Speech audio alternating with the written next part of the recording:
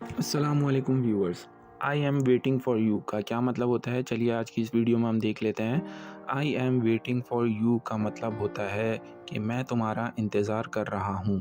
I am waiting, मैं इंतज़ार कर रहा हूँ, फॉर यू, तुम्हारा, यानी कि मैं तुम्हारा इंतज़ार कर रहा हूँ। यानी कि आप अगर किसी का इंतज़ार कर रहे हैं तो आप इस सेंटेंस का इस्तेमाल कर सकते हैं कि I am waiting for you.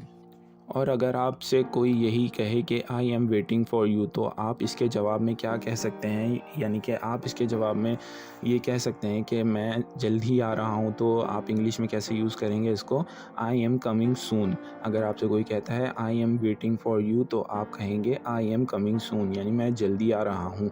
या अगर आप कोई पर्टिकुलर टाइम बताना चाह रहे हो कि मैं 10 मिनट में पहुँच रहा हूँ, तो आप यूज़ करेंगे I am coming in 10 minutes. ठीक है, तो उम्मीद है दोस्तों आपको समझ में आ गया होगा I am waiting for you का किस तरह इस्तेमाल करते हैं और इसका जवाब किस तरह देते हैं। उम्मीद है ये वीडियो आपको पसंद आई होगी, तो लाइक ज़रूर कर दें और हमारे चैनल को सब्सक्राइब ज़रूर कर दें।